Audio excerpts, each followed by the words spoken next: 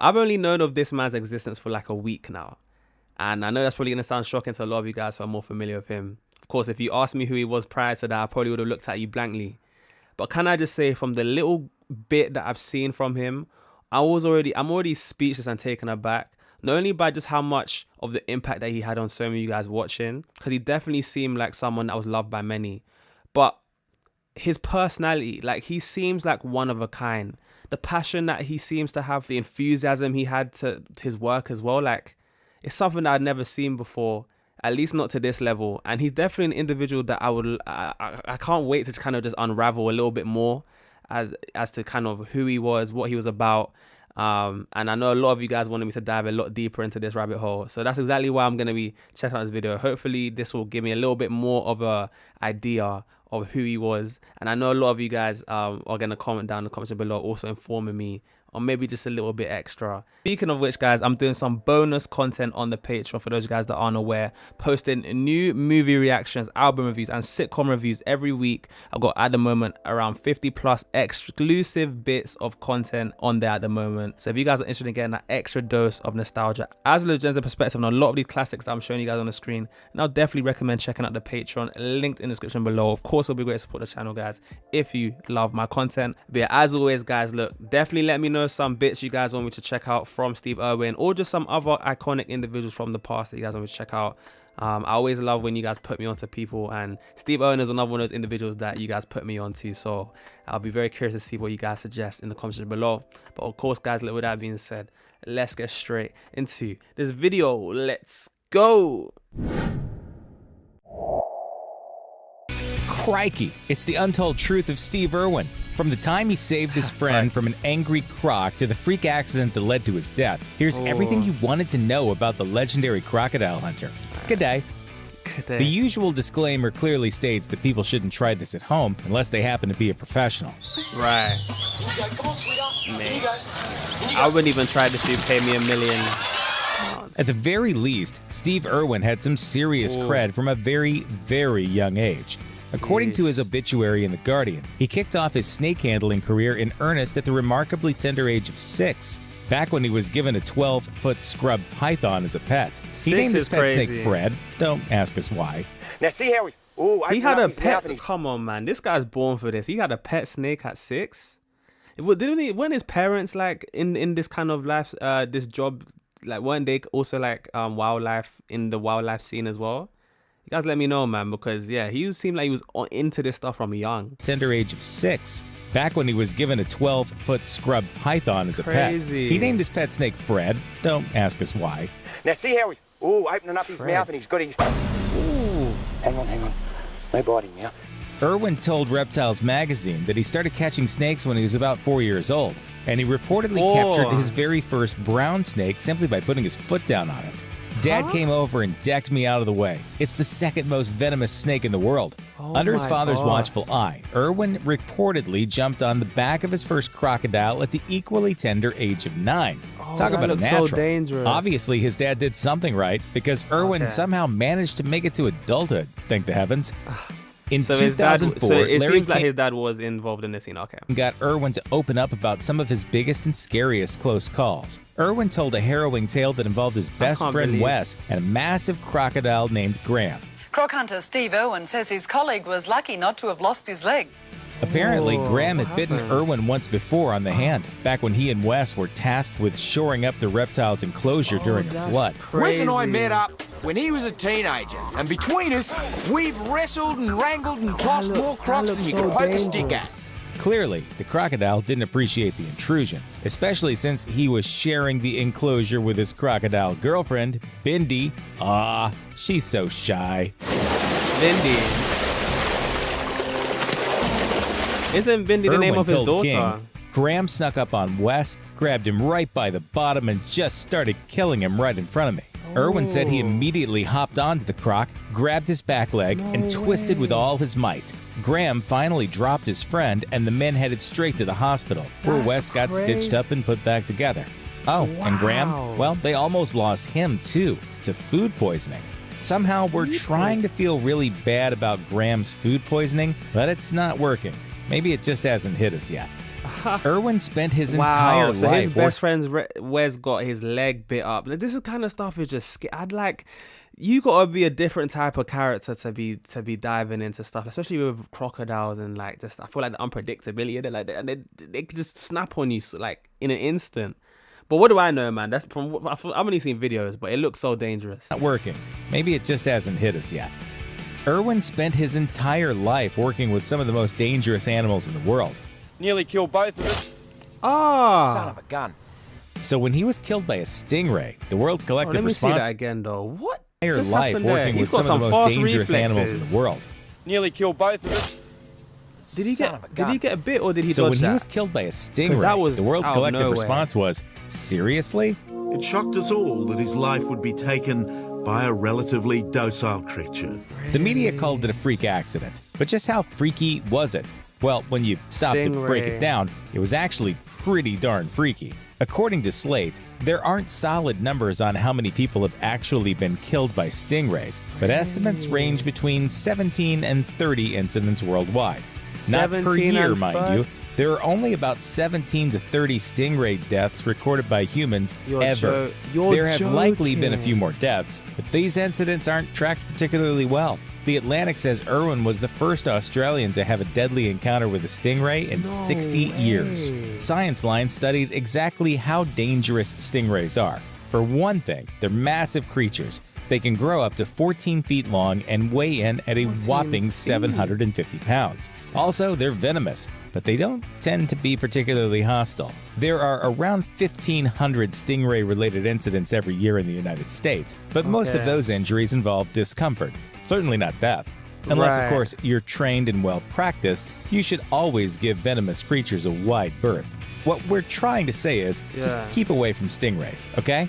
G'day guys, But happy see, that's the part that kind of like just hearing that information. That part kind of shocks me. You're telling me getting stung by a stingray is like dying to that way is so rare, and Steve Irwin was one of them. Considering, and he was a professional, and that does sound like a freak accident and such a tragic way to go because it almost kind of is something you wouldn't expect. I don't know, like. And that's how he went. That's such a shame, man. That's so horrible. Like to see that's how he went. Something that shouldn't like. Damn, man. Like, obviously, this we would wish it on anyone, but like something that you wouldn't expect something like that to happen to Steve Irwin, and to find out that that's the way he went after all these like near death experience. This is. I don't know, man. That's just mad to process right now. Trying to say is, just keep away from stingrays, okay? Wow. G'day guys, happy Steve Irwin Day from Australia Zoo. Did you Good know child. November 15th is officially Steve Irwin Day? According to Huffington wow. Post Australia, the date was chosen because it was the birthday of one of the Australia Zoo's most legendary residents, a Galapagos tortoise named Harriet. Wow, She that's a lived to be huge tortoise. 175. And Steve's wife, Terry Irwin, revealed the choice was made in honor of their special relationship and to make sure Steve Irwin Day is all about wildlife and wild places. Oh, wow. Of course, the biggest and baddest of Steve Irwin Day celebrations takes place at the family's Australia Zoo, where guests get to feed the crocs, eat a huge breakfast, listen to live music, and enjoy a number of, quote, conservation conversations. I just wanted to say hello and wish everyone a wonderful Olivia day today for Newton-John? Steve Irwin Day. If you're wondering if What's there's Olivia Newton-John got to do with it? Ain't she the one that made these boots are made for? Isn't? Wait, no. Or is she the one that was doing Let's Get Physical? Hold up, real quick detour. She was the one. I wasn't expecting to see her, man. I recently did a video reacting to 80s song.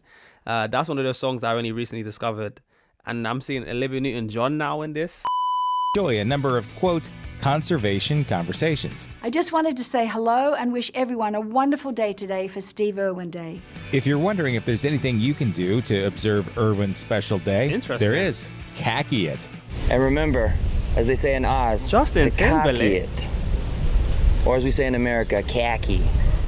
They The say khaki? wearing Irwin's trademark khakis can open up a conversation about conservation and wildlife. Oh, And that's okay. exactly the legacy Steve Irwin would have wanted. To wear his khakis. Professor Croc Hunter? Wow. Go ahead and call us crazy, but we totally take that. Okay, so I don't know if he just like was someone that was so popular that he resonated with a lot of these kinds of like celebrities like Justin Timberlake, Olivia Newton-John.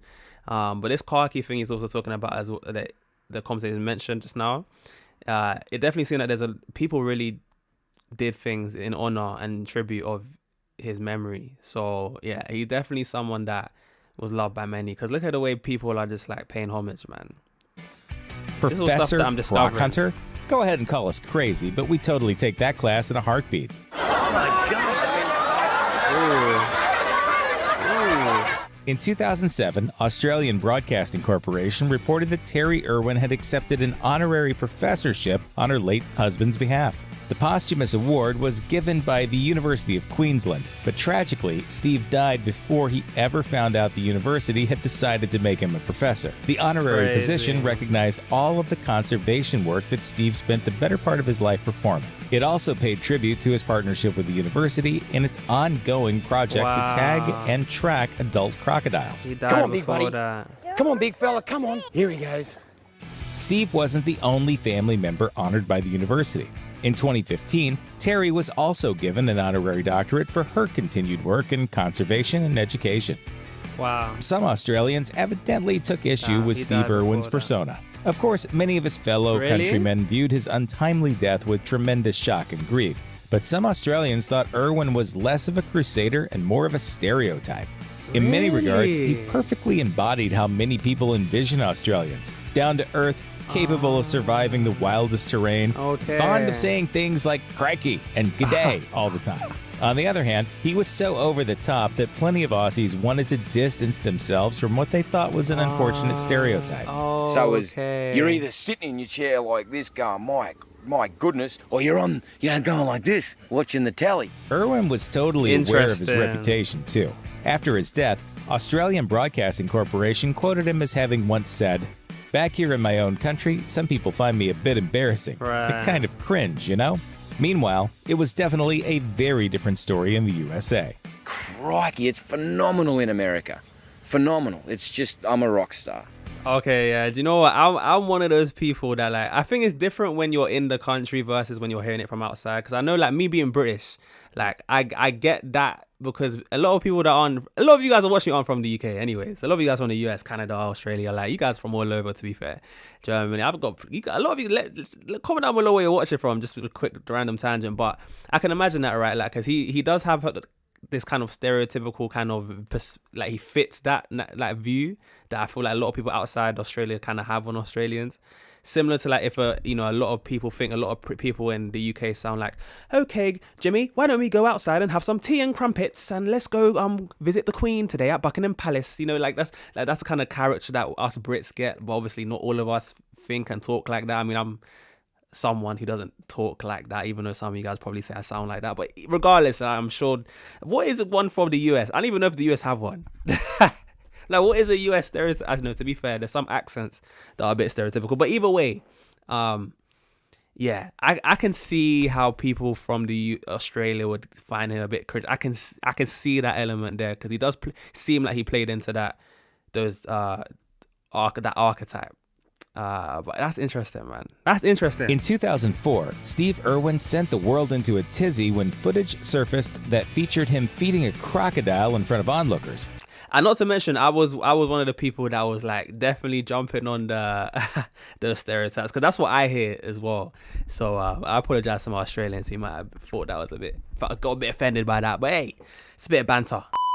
2004, Steve Irwin sent the world into a tizzy when footage surfaced that featured him feeding a crocodile in front of onlookers, all while holding his 1-month-old son Robert in the other arm. Now, TV's crocodile hunter took his, 10, 12-pound, 1-month-old baby boy and held it very close, within feet of a hungry crocodile. The way she's describing it. According to the Australian Broadcasting Corporation, the incident occurred during a show at Irwin's Queensland Zoo, and the Queensland police reportedly received loads of complaints. Really? Plenty of critics crawled out of the woodwork to claim that Irwin was basically an irresponsible parent. It seems in the name of entertainment or showbiz to put your child at risk was a fairly foolish thing to do. Meanwhile, Irwin completely disagreed with his critics. He told Australian Broadcasting Corporation that he would, quote, probably do things a little differently if he could turn back time. But he also said he wasn't sorry about the stunt. I would be considered a bad parent if I didn't teach my children to be crocodile savvy. That said, the public outcry definitely upset him. And the thing that has hurt me the most is that people would perceive what I do as dangerous. With all of his relentless enthusiasm. Okay, that does seem like a little bit of a controversy right there. And even when he was doing it in a previous clip that I think I saw, I was like, okay, that's brave. But I mean, he's a professional, right? I'm sure he wouldn't put his child in actual danger, even though it might be perceived as dangerous. Like, I'm sure if he thought that himself, he wouldn't have that. But then again, I can see how people would say that's irresponsible. Either way, man, that it definitely seems like something that affected him. But wow, okay, I didn't know about that. Upset him. And the thing that has hurt me the most is that people would perceive what I do as dangerous.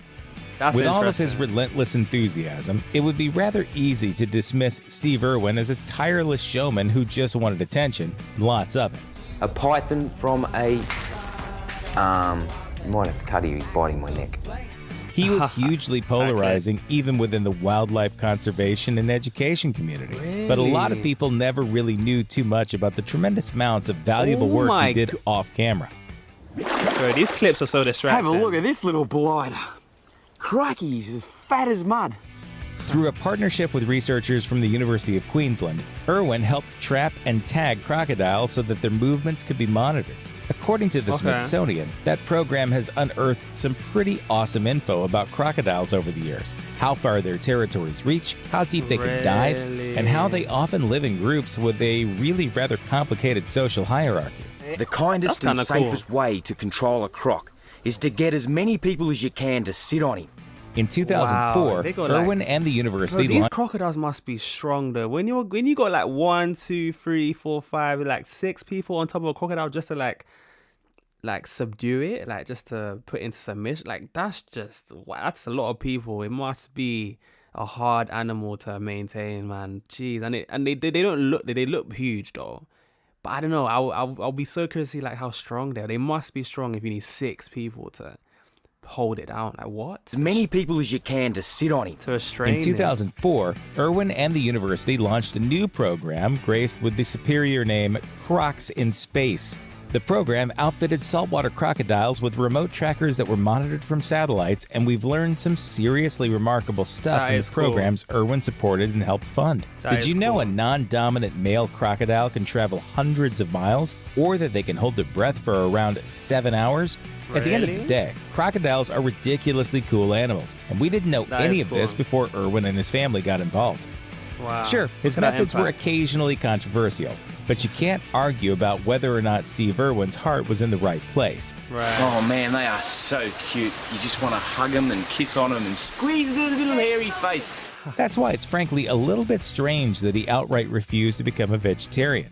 Sounds odd at first, but listen to his reasoning. Irwin told Scientific American that he studied vegetarianism and decided it just wasn't feasible. He used a purely speculative cow to make his point. A cow that would keep him supplied with a belly full of nutritious meat for a month. While the cow was being raised, she could share her little patches of paradise with trees, plants, and other little critters, while the land around her could be home to all kinds of other animals. Irwin explained that if he was a vegetarian, he'd need a heck of a lot more land dedicated to only feeding him. Nothing else can grow there. If we leveled that much land to grow rice... Yeah, because you would think someone who loves animals... Because usually you see people that really love animals, they go down the lane of vegetarian. Like, they don't want to eat, like, meat and stuff like that, which I can see the train of thought. But for someone like him to you know, be someone such a conservationist, especially of animal wildlife, and then also not go down that same road and actually go against it, that's actually... I wasn't expecting that. That's interesting. Plants and other little critters, while the land around her could be home to all kinds of other animals. Irwin explained that if he was a vegetarian, he'd need a heck of a lot more land dedicated to only feeding him. Right. Nothing else can grow there.